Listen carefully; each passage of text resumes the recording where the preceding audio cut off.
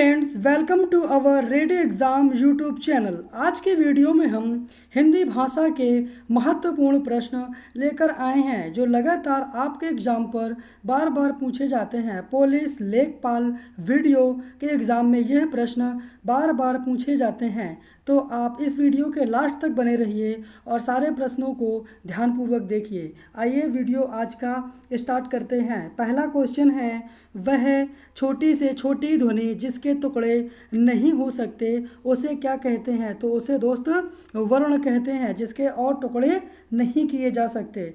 इसके बाद दीर्घ स्वरों की संख्या कितनी होती है? तो दीर्घ स्वरों की संख्या 7 होती है। हम यहाँ पर जान लेते हैं कौन कौन से दीर्घ स्वर होते हैं। तो आपका बड़ा आ होता है और आपकी बड़ी ई होती है। इसके बाद आपका बड़ा ऊ होता है, ए होता है और आपका ए होता है, ओ होता है और आपका औ होता है। ये दोस्तों कितने होते हैं आपके? ये 7 होते हैं। कौन है ये? दीर्घ स्वरों की संख्या 7 होती है। बड़ा आ, बड़ी ई, बड़ा ऊ, ए, आए, ओ, औ।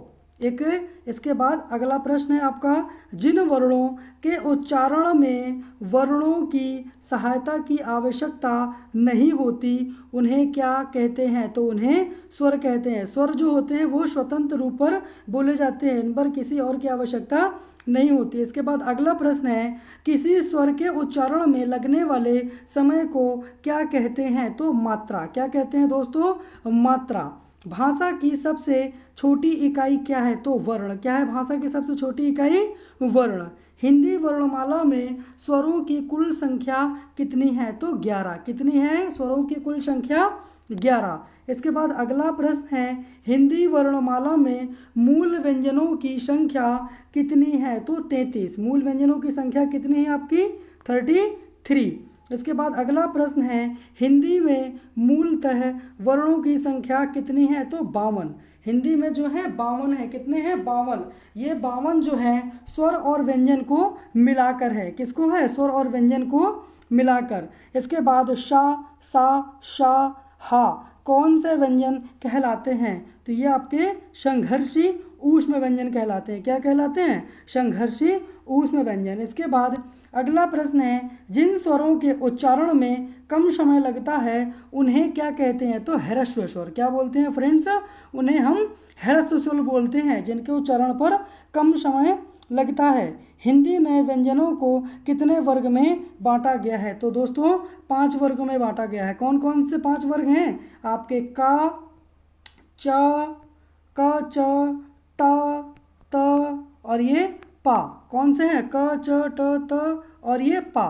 कितने वर्ग हो गए? ये 5 वर्ग है। का वर्ग, चा वर्ग, टा वर्ग, ता वर्ग और पा वर्ग। ये आपके 5 वर्ग में हिंदी को डिवाइड किया गया है व्यंजनों को। इसके बाद अगला प्रश्न है, अंतस्थ व्यंजन कौन से हैं? तो या, र, ल, वा। ये आपके अंतस्थ व्यंजन हैं। या, र, ल, वा। अल्प विराम का चिन्ह। तो दोस्तों अल्प विराम का चिन्ह कुछ इस तरीके से होता है, जिसको आप कॉमा बोलते हैं। इसके बाद अर्ध विराम का चिन्ह आपका ये होता है, जिसको सेमी कॉलन बोलते हैं। ओके, ऐसे करके ये इस तरीके लगाते हैं तो इसको बोलते हैं अर्ध विराम। इसके बाद विराम का अर्थ क्या होता है? तो ठहराव। विराम का अर्थ क्या होता है? ठहराव। ये काफ़ी इंपॉर्टेंट प्रश्न है। इसके बाद पूर्ण विराम का प्रयोग कब किया जाता है? तो वाक्य के अंत में, जब आपका कोई एक लाइन समाप्त हो जाता है, उसका सेंस क्लियर हो जाता है। जैसे मैं खाना खाता हूँ, इसका पूरा सेंस क्लियर है तो आप इस वाक्य के अंत पे पूर्ण विराम लगा देंगे। तो पूर्ण विराम का जो चिन्ह होता है वो ऐसा होता है। आपने एक लाइन ऊपर बगल से खिंचा दी इसके वाक्य के अंत में, तो वो आपका पूर्ण विराम हो जाता है। उसके बाद लाइन आपकी खत्म हो जाती है, अगली लाइन स्टार्ट होती है। उपविराम का चिन्ह होता है। तो उपविराम का चिन्ह आपका ये डबल बिंदी होता है, ऐसे करके एक बिंदी ये और बगल से एक बिंदी ये, तो ये होता है उपविराम का। ओके, इसके बाद किस विराम चिन्ह का प्रयोग सर्वाधिक किया जाता है? तो ये आपका कॉमा का प्रयोग सर्वाधिक किया जाता है। इसके बाद अगला प्रश्न है, छा वर्ण किसके योग से बना है? तो ये आपका का के और शा के योग से बना है। लेकिन याद रखिएगा दोनों क्या है आपके? आधे आधे हैं। इसके नीचे ये जो हलंत लगा है ये क्या है? आधा का और आधा शा। एग्जाम पर ये क्वेश्चन कई तरीके से आता है ऑप्शन बना के, तो आप कंफ्यूज नहीं होइएगा, याद रखिएगा कि दोनों कैसे हैं आपके, दोनों आधे हैं। इसके बाद अगला प्रश्न है, हिंदी शब्दकोश में छा का क्रम किस वर्ण के बाद आता है? तो का के बाद आता है। ये इसलिए आता है का के बाद क्योंकि जो छा होता है वो किसे, दो वर्णों के मेल से बना होता है, एक तो का और एक प्लस आपका शा। इस वजह से ये आपका क्या होता है, का के बाद आता है। हिंदी शब्दकोश में छा का क्रम किस वर्ण के, तो छा का क्रम का वर्ण के बाद, तो इसलिए इसका आंसर क्या हो जाएगा, का।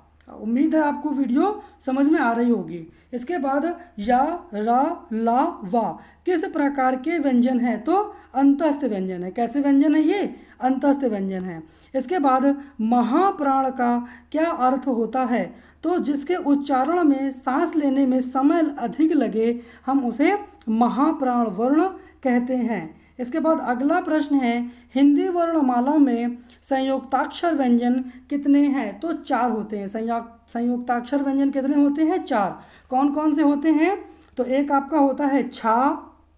कौन कौन सा होता है? एक आपका होता है छा। कैसा होता है आपका? छा।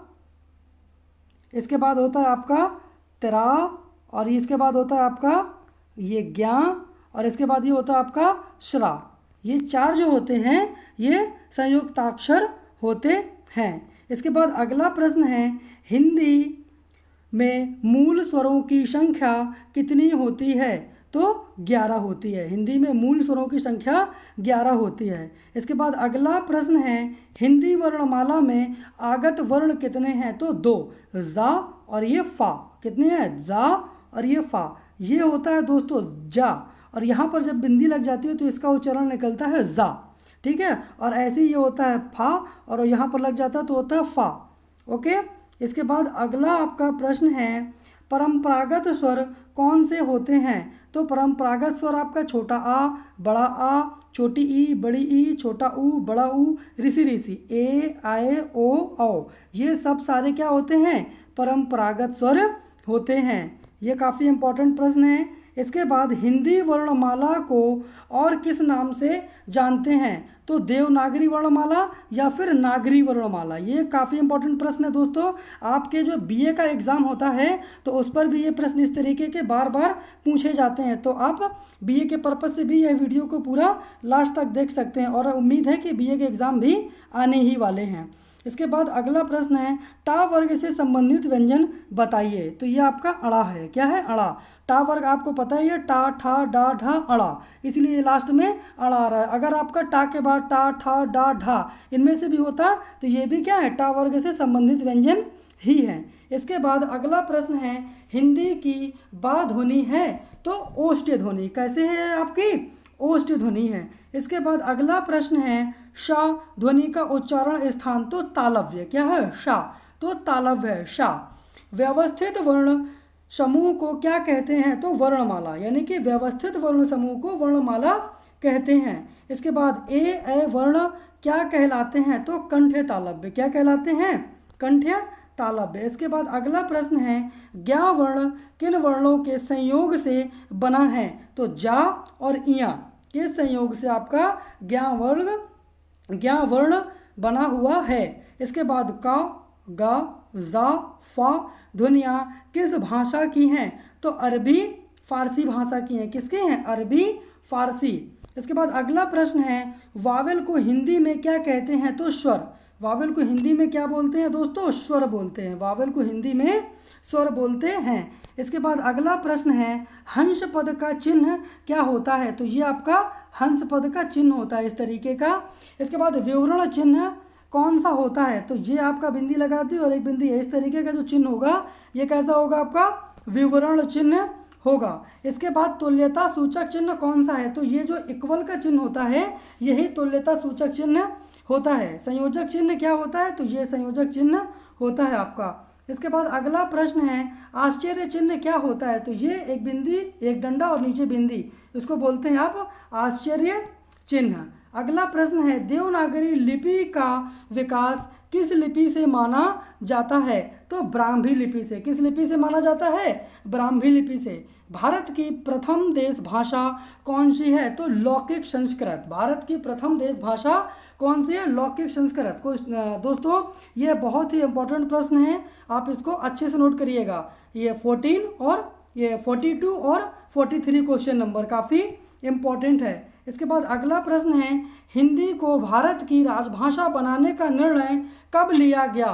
तो 14 सितंबर 1949 को। कब लिया गया? 14 सितंबर 1949 को हमारी हिंदी को भारत की राजभाषा बनाने का निर्णय लिया गया। इसके बाद अगला प्रश्न है, भाषा कौशल का प्रथम चरण क्या होता है? तो सुनना। भाषा कौशल का प्रथम चरण सुनना होता है, जब भी हम किसी भाषा को सुन पाते हैं। इसके बाद अगला प्रश्न है, लिपि किसे कहते हैं?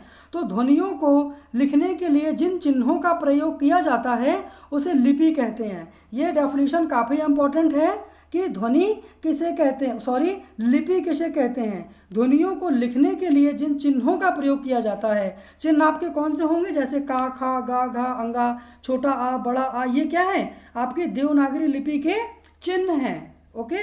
अगला प्रश्न है, संस्कृतम एक भारतीय उपमहाद्वीपीय की एक भाषा है जिसे कहते हैं तो देववाणी अथवा क्या बोलते हैं? देववाणी अथवा सुर भारती। क्या बोलते हैं? देववाणी अथवा सुर भारती। इसके बाद विश्व की सबसे प्राचीन भाषा कौन सी है? तो संस्कृत। संस्कृत भाषा विश्व की सबसे प्राचीन भाषा है। इसके बाद हिंदी दिवस कब मनाया जाता है? तो 14 सितंबर को हिंदी दिवस मनाया जाता है। कब मनाया जाता है? 14 सितंबर को हिंदी दिवस मनाया जाता है। इसके बाद अगला प्रश्न है, भाषा शब्द संस्कृत की भाष धातु से लिया गया है जिसका अर्थ होता है तो बोलना। क्या होता है दोस्तों? जिसका अर्थ होता है बोलना। ओके, उम्मीद है दोस्तों यह वीडियो आपको पसंद आई होगी। अगर वीडियो अच्छी लगी है तो आप वीडियो को लाइक करिए, अपने दोस्तों पर इसको शेयर करिए और चैनल